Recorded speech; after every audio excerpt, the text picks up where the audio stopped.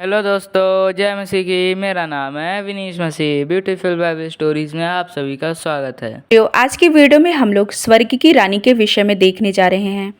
पवित्र शास्त्र बाइबल में यिर्मयाह की पुस्तक में 2 बार वर्णित किया गया है स्वर्ग की रानी। तो प्रियो, इस वीडियो के माध्यम से हम ये देखेंगे कि ये कौन है। क्या स्वर्ग में कोई स्त्री है जो स्वर्ग की रानी कहलाती है, जिसके बारे में यिर्मयाह ने अपनी पुस्तक में लिखा है।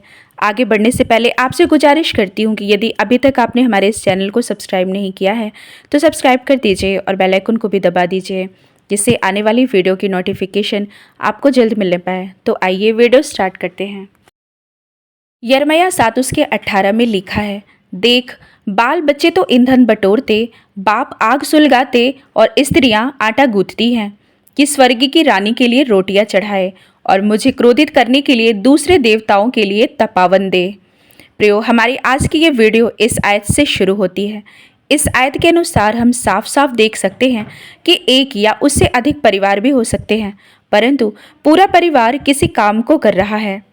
बच्चे ईंधन के लिए अर्थात पकाने के लिए लकड़ियाँ या फिर कुछ भी ईंधन जलाने का सामान बटोर रहे हैं, और पुरुष जो परिवार का मुखिया या बच्चों का बाप है, वो बच्चों के द्वारा बटोरे गए लकड़ियों से आग जला रहा है तथा उन बच्चों की माएँ आटा गूंथने का काम कर रही है। ऐसा लग रहा है जैसे कि पूरा परिवार ही किसी काम को पूरा करने में जुटा हुआ है।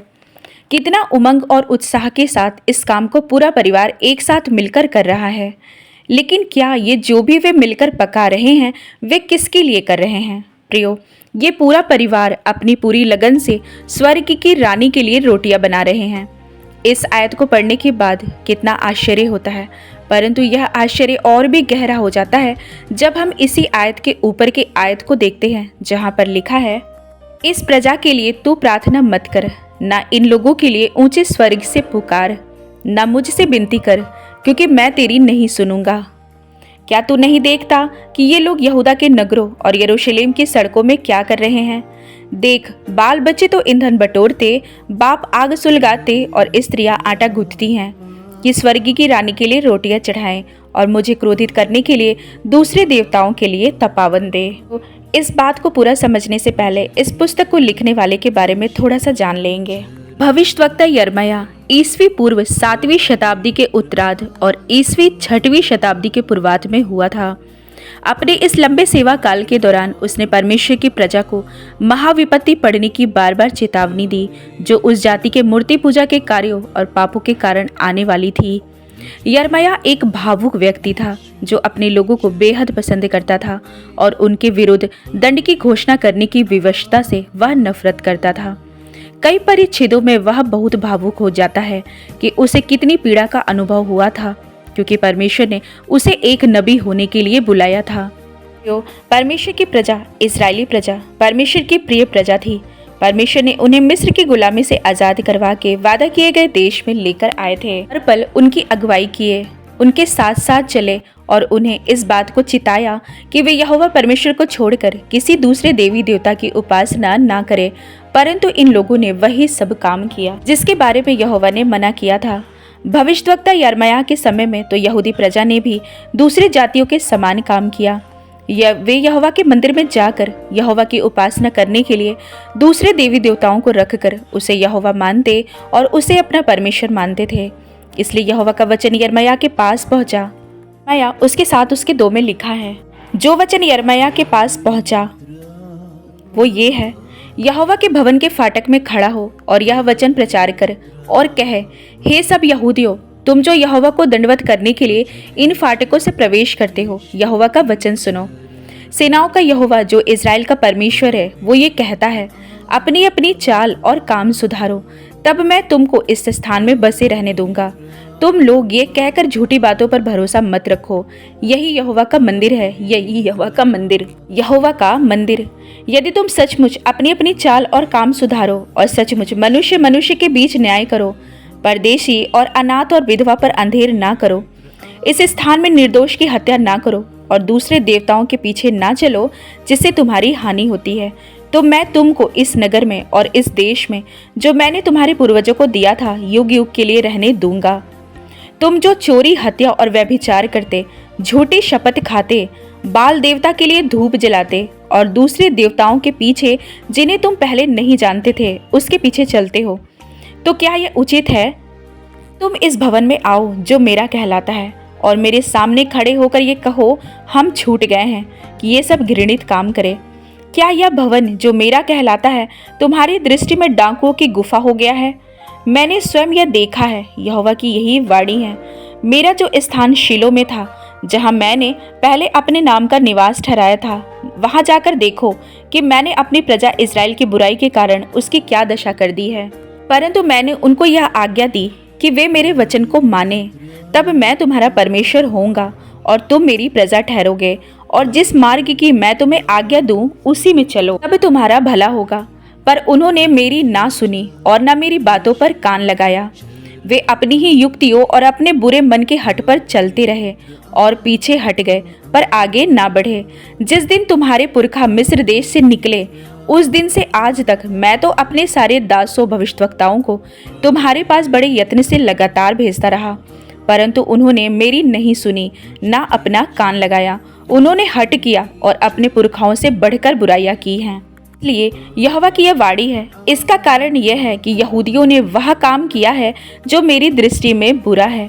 उन्होंने उस भवन में जो मेरा कहलाता है अपनी घृणित वस्तुएं रखकर उसे अशुद्ध कर दिया है, और उन्होंने हिस्रोम वंशियों की तराई में तोपेत नामक ऊंचे स्थान बनाकर अपने बेटे बेटियों को आग में जलाया है, जिसकी आज्ञा मैंने कभी नहीं दी और न मेरे मन में कभी आया। यिर्मयाह जो एक भावुक नबी था, जब वो परमेश्वर से उनकी प्रजा के लिए प्रार्थना कर रहा था, तब परमेश्वर ने यिर्मयाह से कहा कि तू उनके लिए प्रार्थना मत कर, क्योंकि मैं ये प्रार्थना नहीं सुनूंगा। यिर्मयाह तो इन लोगों के लिए प्रार्थना करता था, परंतु ये प्रजा दूसरे देवी देवताओं के लिए धूप जलाते, पूरा परिवार एक साथ मिलकर स्वर्ग की रानी समेत अन्य झूठे देवी देवताओं के लिए रोटियां बनाए आग में पका रखकर उनका नाम के अर्चना कर रहे थे। यहाँ तक कि सीमित नहीं था, बल्कि वे इस आस्था में अपने बच्चों तक की बलि चढ़ा दिया करते थे। इन सब के बावजूद वे यहोवा का नाम भी लेते थे। इस कारण यहोवा का कोप यिर्मयाह नबी के समय में इन लोगों पर भड़क गया था, और परमेश्वर ने यिर्मयाह से कहा कि तू इन लोगों के लिए प्रार्थना मत कर, क्योंकि तू प्रार्थना करता है, परंतु देख ये प्रजा क्या कर रही है। स्वर्ग की देवी कौन थी जिसकी उपासना के लिए ये लोग रोटियां पका रहे थे? आइए देखते हैं। बाइबल में विभिन्न जगहों पर झूठे देवी देवताओं का नाम वर्णित है, जिसकी उपासना उस समय के लोग कुछ समझकर करते थे। जैसे बाल देवता, यह एक कनानी लोगों का देवता माना जाता था, जिसकी पूजा मेसोपोटामिया के लोग करते थे। इसी की उपासना रानी इजाबेल भी करती थी। इस देवता को तूफान का देवता और आकाश की शक्तियों का देवता और प्रजनन क्षमता को बढ़ाने के लिए पूजा किया जाता था। इसी प्रकार से और भी देवता थे और देवियां भी थीं, जैसे अश्तारोत देवी, डायना देवी, अर्तिमिस देवी, अनाथ देवी। स्वर्ग की रानी अर्थात समेत कई देवियों की उपासना किया करते थे। किसी को सुंदरता बढ़ाने के लिए उसकी उपासना की जाती थी, तो किसी को प्रजनन की देवी मानी जाती थी। इन्हीं सब के ऊपर एक और देवी मानते थे, जिसे स्वर्ग की रानी कहा जाता था। स्वर्ग की रानी एक मिस्री देवी थी, जिसका नाम अशेरा रखे थे। इस देवी को यहोवा की पत्नी तक मान बैठे थे, जो एक बुरी बात थी। हिब्रू बाइबल में इसे घृणित विदेशी देवताओं के बराबर माना गया है। उस समय में परमेश्वर की प्रजा ने भी यहोवा के भवन में अशेरा की मूर्ति तक साथ में रख चुके हैं, जो कि यहोवा के कोप को भड़काने का काम था। किसी की भी मूर्ति बनाकर उसे कुछ नाम देकर उसे देवी समझ लेते थे। यिर्मयाह 7 के 18 में ये लोग भी इसी देवी के लिए रोटियां पका रहे थे कि उसके नाम पर चढ़ा सके, जो वास्तव में बहुत ही बुरा काम था। इन्हीं सब कारणों की वजह से ही परमेश्वर को कितना दुख पहुंचता था। वे उन्हें दंड तो देते, परंतु फिर भी अपनी प्रजा को पूरी तरह कभी नहीं त्यागे थे। परमेश्वर के प्यार को सच में हम उनके वचनों में महसूस कर सकते थे। परमेश्वर ये जानते थे कि सबने पाप किया है और परमेश्वर की महिमा से रहित है। परंतु कहीं यदि आज हम भी इसी तरह से तो नहीं कर रहे, वचन में किसी तरह से मिलावट तो नहीं कर रहे हैं। प्रियो, अपने परमेश्वर प्रभु यीशु मसीह पर पूरी तरह से विश्वास करें, उनकी उपासना करें। सिर्फ ऐसे गीतों को गाए जो सिर्फ परमेश्वर की आराधना हो। कोई भी ऐसे संसारिक गानों को गाने से आज ही रुक जाए। कहीं ये बात परमेश्वर की आराधना में मिलावट तो नहीं बन रही है। यहोवा के भवन में अशेरा की मूर्ति को भी रख देते थे और वे सोचते थे कि स्वर्ग की रानी को भी यदि हम यहाँ रखेंगे तो परमेश्वर हमसे खुश हो जाएंगे, क्योंकि वे उसे यहोवा की पत्नी मानने का पाप करते थे। आज भी कहीं कहीं पर किसी कलीसिया में भी संसारिक रीति रिवाज को, जो हमारे बाइबल में है ही नहीं, उसी को वे वचन की कुछ आयतों से जोड़कर उसे अपनी कलीसिया में कर रहे हैं।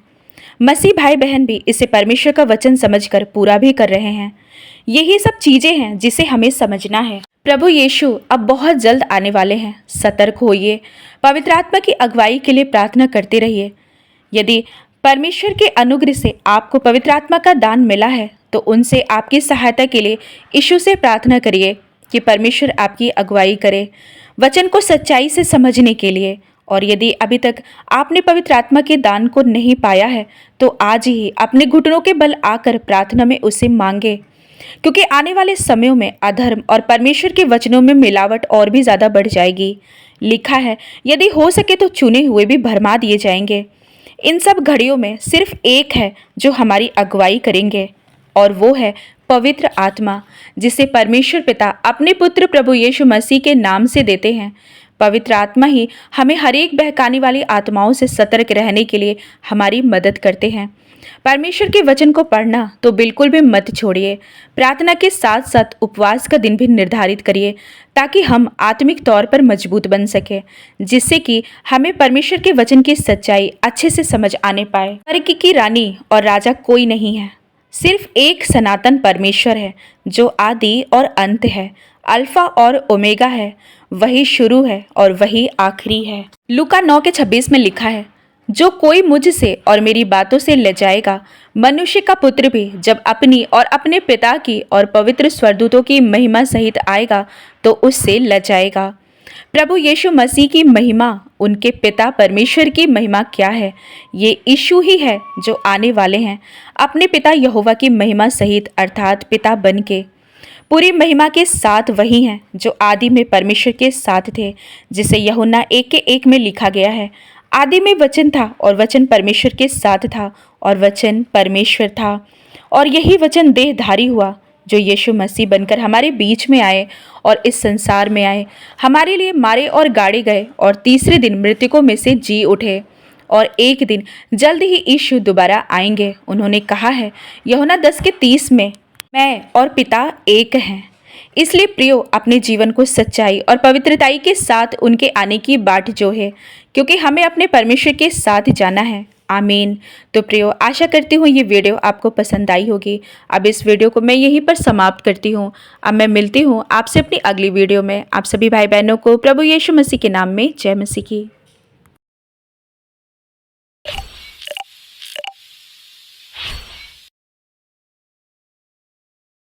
तो दोस्तों, कैसी लगी आपको स्टोरी कमेंट में लिख के बताइए। आगे ही ऐसी वीडियो देखने के लिए हमारे चैनल को सब्सक्राइब कर दीजिए। जय मसीह की दोस्तों।